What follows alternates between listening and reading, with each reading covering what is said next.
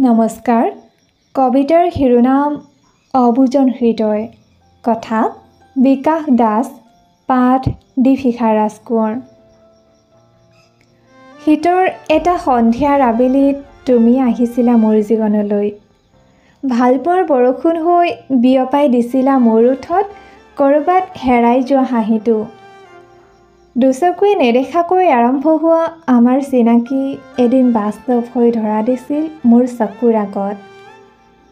কি আছিল তোমাৰ সেই চাৱনিত মই নাজানো, কিন্তু সেই চাৱনিয়ে মোৰ হৃদয়ত এক অবুজ শিহৰণ জগাই তুলিছিল। যেতিয়া তুমি মোৰ ফালে চাইছিলা, মোৰ লাজত হৃদয় কঁপি উঠিছিল।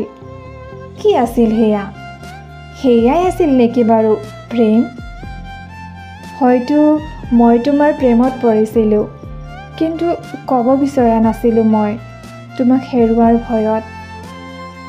তুমি বুজি উঠিছিলা মোৰ মনৰ ভাৱ, আঁকোৱালি ল'ব বিচাৰিছিলা মোক তোমাৰ মনৰ মাজত, আঁকি দিছিলা মোৰ দুচকুত ভালপোৱাৰ কাজল সনা ৰংবোৰ।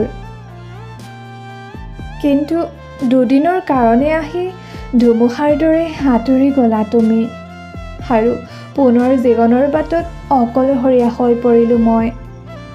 হেৰাই গ'ল হেঁপাহবোৰ, আশাবোৰ, নাইকিয়া হৈ গ'ল ভালপোৱাৰ প্ৰতি বিশ্বাস।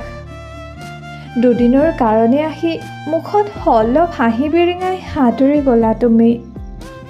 কেনেকৈ বুজাওঁ নিজকে, মোৰ অবুজন হৃদয়ে যে এতিয়াও তোমাকে বিচাৰে।